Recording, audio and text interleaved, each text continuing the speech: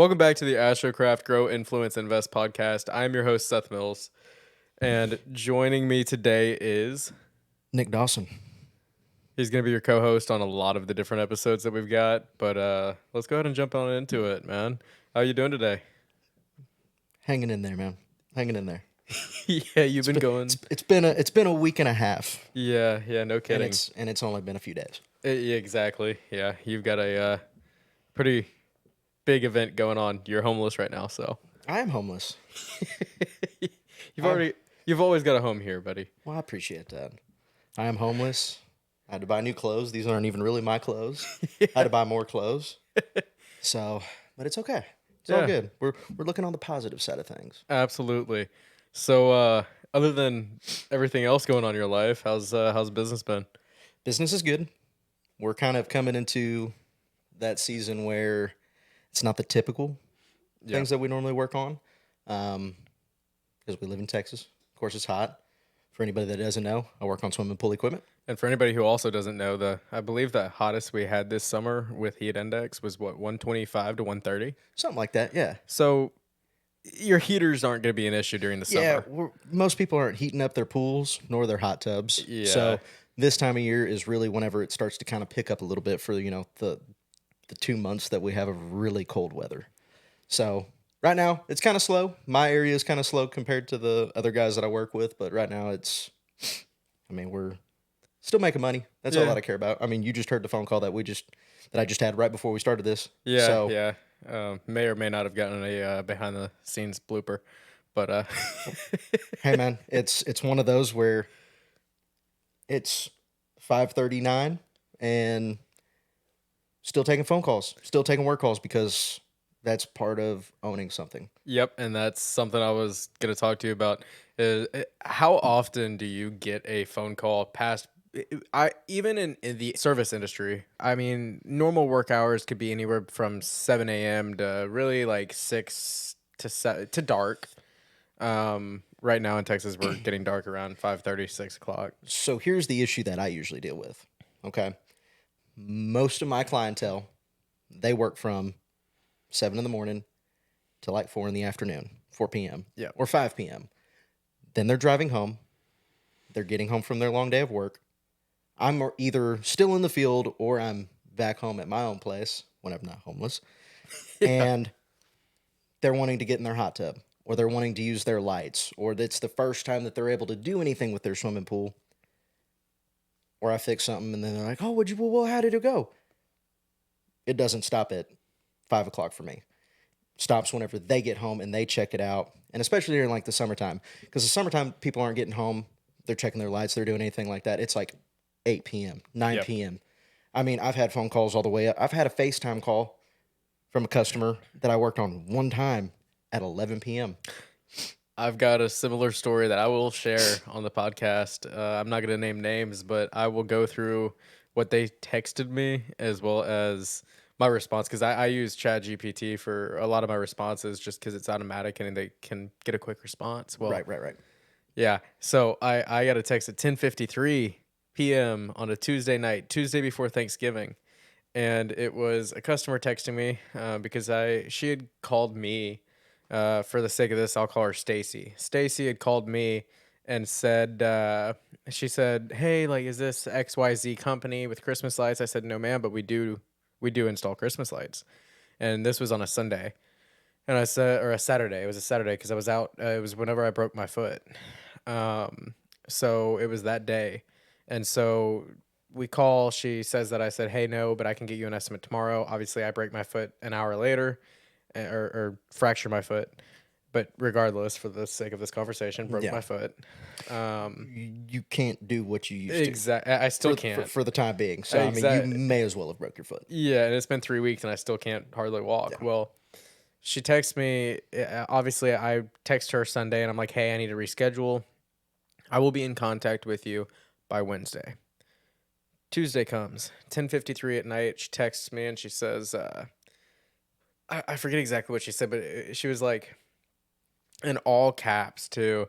And I've never met her, so I don't know if she's older and she just I was gonna go with she probably accidentally hit the capital, but it's all caps. Hello, please. Can you get with me on my Christmas light estimate? And then it goes back to lowercase. So I know she did it on purpose. And it was like, this is XYZ. This is Stacy at XYZ address. And she was like, we really need a estimate, blah, blah, blah. And so at the end, she puts her name again, her number.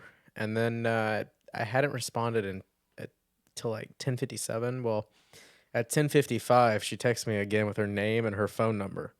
Like you forgot. Like I forgot within the last 2 minutes that she texted me as I'm over. I was in bed at that point, right? And so my thing is I have no problem with a customer texting me after hours. 9 out of 10 times I will respond unless I'm busy, you know, Yeah. or doing something. And so I went into ChatGPT, and I will admit I was pretty furious that a customer was texting me at 10:53 at night on a Tuesday night before Thanksgiving. And I had already said, look, I will reach out by Wednesday afternoon.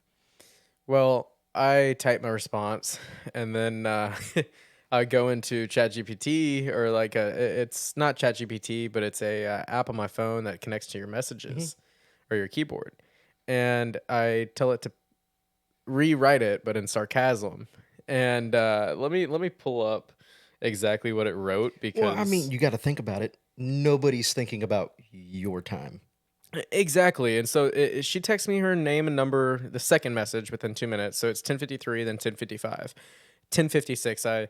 I was like, I'm still trying to figure out where that other message is, because I didn't end up sending it, but I sat there for a solid 3 minutes debating on if I was going to send the sarcastic one, because you know how it goes. You know how it goes with customers, right? So I'm trying to figure, where was it? It was November 21st. So here it is.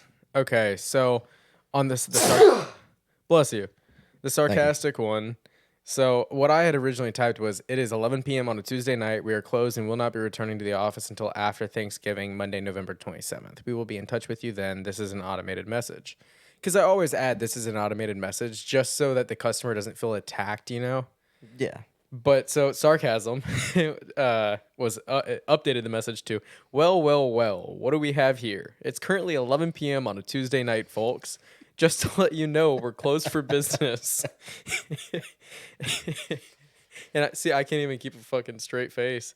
And won't be back in the office until after Thanksgiving, specifically on Monday, November 27th. Yeah, we know you'll miss us, but don't worry, we'll be in touch with you then. And just so you know, this message is fully automated.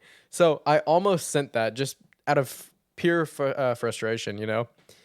I didn't. I ended up sending something very nice, but I still... I still... Professional. Well, it was professional, but I still made it a point, like, it's 11 p.m. So I said, our office hours have concluded for the day, as it is currently 11 p.m. on a Tuesday night. And then, obviously, if you're going to reach out to me and you're not even a customer yet at that point, and you're going to be hounding me at 10:53 at night, if it would have been an existing customer with an issue with their lights, I would have hopped over to their house. I would have thrown clothes on, got in my truck, drove over to their house. You're not even a customer yet, and you're still texting me like you own my company. Well, you got to set some kind of boundary. Because if you don't have any boundaries, especially for... I've never worked on this man's pool. And he's wanting to know when I'm going to be there after I received his stuff today. Yeah. No. It's after 5. I still take phone calls after 5. But an existing customer of mine that I've taken care of for the last 2 or 3 years reaches out, see his name, I know who I'm talking to. I want to help him. He's respectful of my time and what I know. But if he was anybody else, I'd have been like, I'll leave me a voicemail. Talk to you tomorrow. See, and I'm the same way. Especially, so all of my close clients, I don't know if you have it set up on your phone or not. I have 2 different lines. So all of my actually, I have 3 different lines. All of my close contacts and my friends and family know my personal phone number. Everybody else who's just a client, for instance, here's one of my mentors that will be on one of my episodes that just texted me randomly at 5:47 on a Wednesday night. Um, so regardless, but all of my close contacts for business. So my clients that have been clients for a while or the people I like, they have my personal number. They know they can call me, text me, whatever they need to. Past 5 o'clock, past 6 o'clock. I normally set it as 6 o'clock as business hours. Unless it's a holiday, then it's whenever. Well, so I guess I kind of try and keep those normal time frames, especially if, say, we're going to dinner, or Yeah. if I have a family function, or if I've got something going on. But my phone goes into, use an iPhone, goes into personal mode at 8 p.m. Yep, same here. I'm usually still in front of my computer at 8 p.m., if not 9 p.m., so I'm still in work mode, regardless of what time it is, and sometimes even way later than that. But if I'm there already working on what I'm doing, somebody calling me to ask me a question or to do something, I'm still working. So Absolutely. even if you want to consider 8 to 8 or 7 to 8 or 6 to 8, you're still talking about a 12, 14-hour workday. Well, what's the difference if you got to talk to somebody? I mean, Exactly. it's just a matter of your relationship with customer, builder, installer. What's the word I'm looking for? Distributor, whatever it may be. Vendor, somebody. Vendor, yeah. Yeah, no, 100%. And so I don't know, like that just strikes a nerve for me as far as the customers who and again, you're much different than me. You work for a warranty, a big manufacturer. I work for myself. I don't deal with warranty. I don't deal with manufacturers. I don't deal with anything abroad on that spectrum. So I have to chase the work. I have to get the work. I have to spread my name. Word of mouth has been a huge, huge success for me Oh, this yeah. year. I have ran $0 in ads and did just as actually better than I did last year in my second year of business, and this is my third. But as far as chasing what? It's my 2-year anniversary today. Congratulations, brother. Yeah, hell yeah. I didn't even think about it till just right now. Nice, man. But yeah, so like I guess it's different in the sense that I can pick and choose my work, my clientele a little bit more freely than you can Oh, 100%. because I know you can kick work orders back out to the manufacturer, but I know you don't like doing that, and it probably hurts you as far as being well connected to that manufacturer. Well, 100% because every time you reject, they can see everything that you've done. Not only that, I understand 100%. You have to chase it. 100%. The second that I'm rude to a customer for one builder, say they spend $1 million with this manufacturer or $50,000 with this manufacturer, doesn't make a difference to me. I get paid regardless. But if I piss off any of them, they can call in and go, don't ever send Nick out there again. Don't send him to any of my calls. That takes away anywhere from 10 to 150, maybe 200 calls for that builder. Yeah. So you have to, like, in your truck before we went and got dinner, that builder right there, I met him 2 years ago. I do probably 99% of his work. Yep. I have to keep that communication because he'll spend probably just spitballing anywhere from $300,000 to $500,000 on pool equipment. It's in my best interest to keep him happy.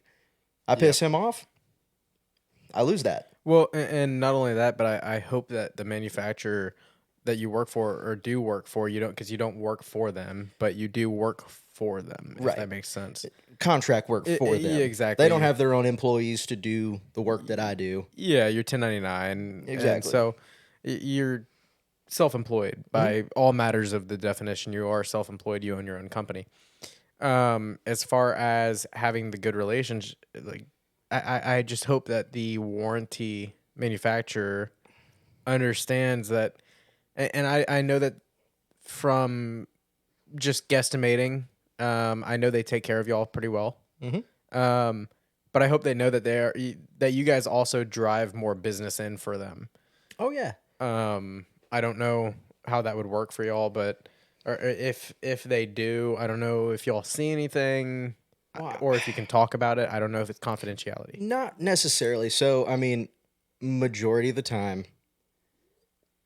if they can't reach somebody that works directly for said manufacturer, or they're on a wait line for an hour, 45 minutes, 2 hours, we're in a business where time is money And money and is time. money is time. We got to get in and out. Most of my builders, I've had multiple instances where somebody's called me and they've been like, dude, can you help me with this? I've been on the phone for an hour and a half on a hold line. 2 minutes later, oh, dude, it's working now. Thank you. Appreciate it. That keeps them business, keeps me business, and all my relationships strong. So it does definitely help and makes them want to use me more. I was gonna say, and it also drives you more work because every time you get a work order, then you get paid. So, um, I understand that there, because once you have the relationship, it doesn't just help the manufacturer; it helps you Oh, personally yeah. as far as payment goes. Um, a little bit of something that we had touched on a little earlier. Mhm. Um, passive income. I don't know how you feel about it. The idea is great. I maybe I'm just ignorant to the fact of how it works and how to do it all. I'm very hands on, so anything that's not where I'm physically doing the work, I don't know how to do it. No, and I completely understand that too. I don't understand it either. However, I will say that in my experience, passive, I, I called it a scam previously, right? I still Yeah, think you stirred up something, didn't you? I did.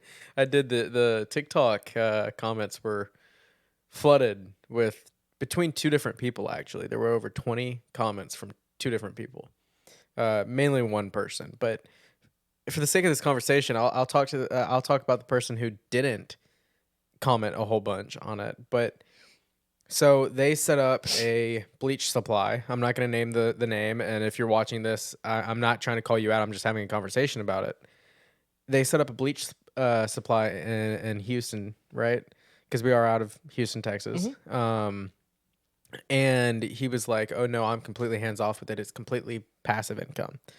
To which I asked him, "Okay, do you pay bills?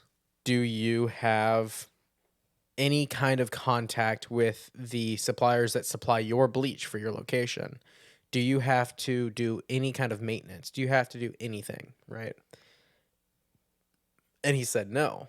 And I'm like, in my head, I'm like, yeah. And he said, I have people, my bad. I have people for that, right? It's all automated. And I'm like, you have to, some way, somehow, you do still have to work. You still have to put, even if it's minimal effort into coordinating something, you have to still be involved. It's not 100% truly passive income for you unless you're a franchisee and the franchisor does everything for you. In that case, great, you've set up a location. You haven't set up a true passive income source for you. Well, I guess that's my issue is like, you can say it's all hands off, but I mean, for me, if everybody could just set up a Shopify or Yeah. buying stuff off of Alibaba or whatever the hell it's called, we'd all do it. Yeah, yeah, To bring in everybody 20, would. 50, 100, 250, whatever they say out there. I mean, maybe you can. Maybe. I mean, I know, and like another example that was brought to me is Jeff Bezos. On my TikTok video, somebody said, "Oh, Jeff Bezos, Amazon is completely passive for him." I said, "Okay, but he's still an executive. He's the executive chairman of the board. He is still going to be in there every single day. Maybe not on location, but he's still going to be getting reports every day and still have to have his hands dipped in it." And they said, "No, he doesn't have to do any of that. That's what he has people for." I said, I don't understand. I don't know if you understand what an executive chairman does. They run the company from the board, right? Uh-huh. They still have to. I mean, if there's a new CEO, if there's new COOs, any of the top administration people getting replaced or even have questions, they're calling the executive chairman. So he's still very much involved in it, right? So the term passive income, again, it comes back around. There's a brand new, I don't know if you saw it when you were pulling in, because I know you do a lot of work in here, but in my neighborhood, there's a brand new ice penguin automated deal, right? Outside of the gate. Yes. And honestly, I don't know when it was put in because I go out that gate every day. Maybe I just looked past it, but that's the first time I saw it was today. Um, I don't know, but what's it called? Because I remember when it was just woods, but that could be called passive income. But you still have the water bills, you still have the electricity bills, you still, even if you get that on automatic billing every month, you're still going to be checking it. You're still going to be worrying about it. It's still going to be in your head one way or another, whether you're worried about it or you're checking the profits it's bringing in. And even if you're checking the profits it's bringing in, chances are you're having to go and file the taxes with the state. You're having to go do this, that. You still have, even if it's passive income, which I'm still going to stand by my words and call it a scam, you're still going to have duties that you have to do. It's not 100% passive. It No. can be maybe 50% passive. It could be 90% passive. There's still that 10% that you're going to have to work in it. So I don't know. It's not a matter of, I think the difference between us and our generation now is that it's a matter of, okay, what can I do to do the least amount of work to make the most amount of money In the quickest amount of time. in the quickest amount of time? Why can't I sit at home and make $100,000 a year, $1,000 a day, $300, whatever it takes? It would be great. Oh, it'd be fantastic. Trust me, if that was the case, I'd be doing it. We both would. I would- Everybody we know would. I wouldn't be sweating outside. Nope. I wouldn't be dealing with all these customers like I do. And I say dealing with customers. I love all my customers, but And me too. dealing with the day to day, if that was the case, man, Dealing with all the expenses and everything in between the customers and the finished product. And when I wake up out in the morning, that's what we mean by dealing with customers, because it's not the customers that we like. We love the customers. At least I mean, I can speak for both of us when Yeah. I say that. I think I think you heard my conversation. Even though he was Exactly. dragging on the conversation a little longer than I was anticipating, but still, I'm in a profession that I love, so I love talking about it. and me too. So when we start with all of that, I mean, man, it's when we talk about dealing with customers, it's not the customers that we're talking about. We're talking about all the day-to-day tasks and the minuscule things that add up, because there's so many small things that we have to do every day that make our jobs so much more tedious. If that could be automated, dude, Oh man, I'd fly through the day. Man, I'd be making double or triple what I'm making absolutely. if I didn't have to worry about all that small stuff. Well, I mean, and I don't even know if I know we're kind of like all over the place right now, but I mean, I don't think that this takes away from this part, but this is kind of the same thing as your passive income. Yeah, you could have somebody else doing part of it for you. How many people in our generation right now, or any generation right now, are willing to do what we're doing to make your passive income work? Exactly. Yeah. No, Because I know you've had some hiring stuff. I've had hiring stuff where it just, you've got falls through. some. I mean, for me, it was a little bit different because I knew this is what I wanted to do 10 years ago. Yeah. Very, very rarely does that happen, but 10 years ago, I knew what I wanted to do. So I put anything and everything into this company. So that way my boss at the time could take vacations, do everything. Me take a little bit of time, but me help push things along. And grow the company that And you were grow the at the company. time. But something I thought about today before we had this going on is from the very beginning, he had the very, like the very thought. He had every, what's the word I'm looking for? He had every intention of me starting my own company. Never once did he go, "You're going to work for me forever." See, and that's I think what makes a good leader is they want their employees to be with them for a good amount of time, Yeah. right? And train their replacement. But they also see the growth potential in their employees and want that. Again, it goes back to our generation. There's growth potential in about, I'd be willing to say 70% of our generation. The other 30% just want to sit and collect a paycheck. And there's nothing wrong with that, right? Yeah. There's nothing wrong with that. I mean, I pay very well. My starting salary is $18 an hour for the company I'm starting in January. Right now, for my company, it's $20 an hour. Yeah. So there's nothing wrong with sitting there and collecting a paycheck. But as a leader, you also have to push your employees to do better. And like you were saying, that's exactly what he was doing, right? Well, his thought was, and I think is everybody's thought, should be, is if you want a person to put as much effort in going, hey, I don't want you here forever. I'd love to have you around, but I don't want you around forever, because if you can do something on your own to do what I'm doing, to have a big house, big ass, truck, do what you need to do to learn from me.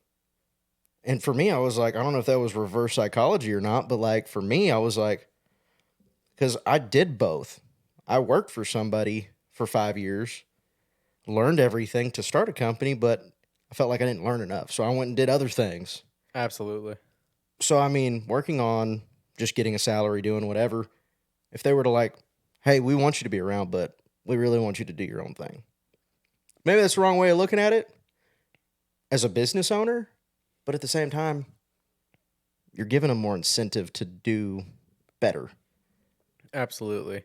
You're giving them an incentive to learn on the job, continue learning on the job, and you, as a leader, at least in that position and that role, you're wanting them to continue to push themselves to thrive while also growing your company, but also knowing at the same time that they won't be with you forever. So, Yeah. Let them know that it's okay to leave. it's okay to leave. You're benefiting by learning all of this. You're benefiting yourself by helping benefit me now. Hey, absolutely. For the long run, it's going to do you better. For the long run, you're going to succeed better than I have. Or at least my company has to this point, right? Because once you have that employee that pushes others, pushes to thrive, and we'll get into this in another episode later down the road, but I used to work at Best Buy. Yeah. I quit. I worked from, I believe, either 18 or 19 through 2021. So 2018, 2019 through 2021, right at 2021 when I started my company.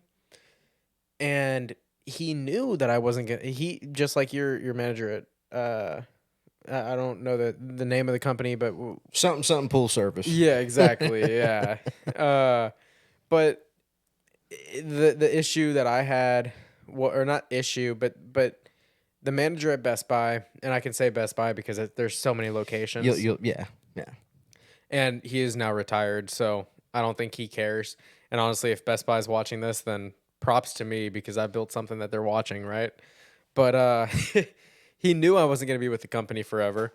He actually, I don't know if you know this, I'm blacklisted for working for Best Buy ever again. Congratulations. Yeah, I know. It is very much an accomplishment because I never want to work there again just because of the toxic work environment and the corporate, It was such... Anybody watching this, do not go to work at Best Buy. The salary or the hourly is great. It's $15 an hour, at least when I was working there, up until I believe now, because I still have friends that work there. But anybody who works or who is thinking about working at Best Buy, there's Amazon, Walmart's better, Target's better, Alibaba. No, but Five Guys. yeah, Whataburger, Taco Bell. Shoot. I don't know, but don't go to work there because it's such a toxic work environment. And that's the other thing. I cannot stand a toxic work environment. I think that anyway, you know what? Anyways, Yeah. as far as the toxic work environment goes, it will destroy the communication between the staff, the managers, the supervisors, because at Best Buy they have managers, supervisors, they have general managers, and then they have regular staff. Or at least that's how it was in 2021. And so when I quit, and again, we'll get into it in a later episode, it was quite a nice exit for me. 20 minutes after I quit, I'm not shitting you. I can post the screenshot on the video podcast 20 minutes after I quit. I get a screenshot and a text saying, "What did you do?" A screenshot was a Best Buy manager at my location on Facebook posting, "We are hiring immediately. If you walk in, about 95% chance you are hired on the spot starting today." Seriously. Yeah. So I put them in a tight position, but it was such a toxic, again, goes back to the toxic work environment. It was such a toxic, and it wasn't because of the staff that I was working with or my coworkers. About 80% of them were amazing. Right. And I still talk to a couple of them today. They know who they are, and they're the ones that made it amazing, with the exception of a few other people who made it amazing, right? Well, I put them in such a tight spot that they had to post, and we are hiring immediately on Facebook. And I say, I'm not trying to let that get to my pride, but they posted it, right? And somebody else texted me and they said, "Hey, you were number 2 in the region of Texas for sales and credit card applications all year." I don't know if that's why they had to hire people immediately, because I mean, I was number 1 in the store. Me and another guy named, I'll call him Steve. He knows who he is. His name starts with an A.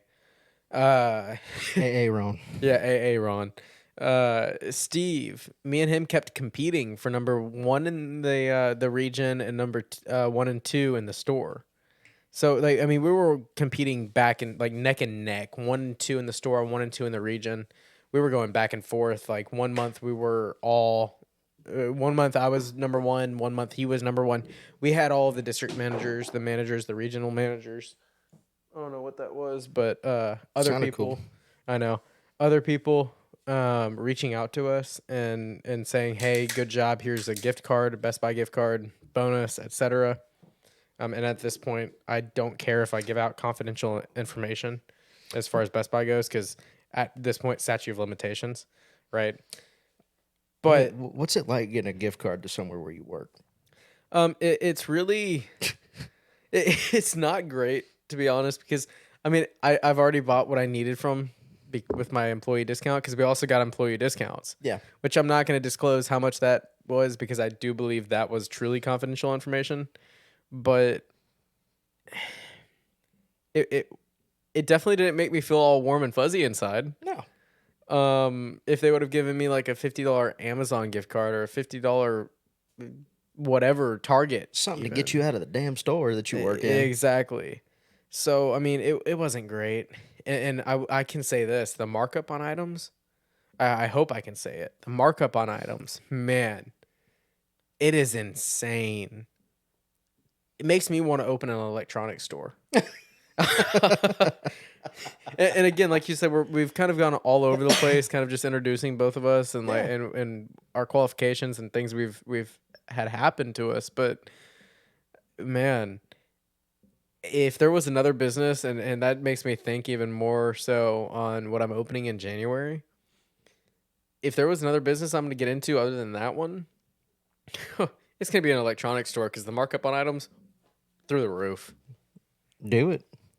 I mean, there were a couple of things we didn't get discounts on, right? And it was your major manufacturers such as like Apple, Sony,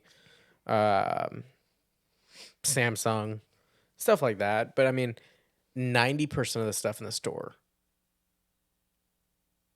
Again, I'm not going to get into how much of a markup. Man, I wish we were friends back then. Yeah, I know.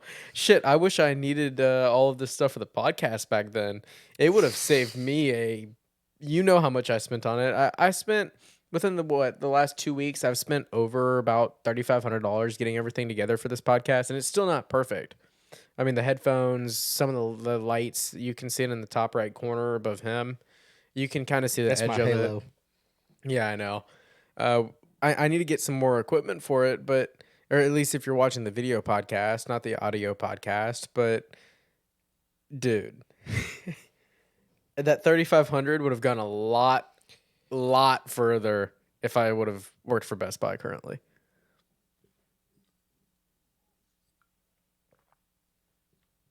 It's crazy. It'd have been nice. It would have been. But I know you got a meeting to get into here soon, or a phone call. So Got a couple phone calls, especially now that I forgot, but then remembered that 2 years, baby. 2 years. 2 years. It's crazy. Congratulations, brother. Appreciate it, man. Congratulations. I'm sure I will have you on a another podcast episode very soon. Thank you for joining me. And anything else you'd like to say? Stay classy. I don't know. Hey, stay classy.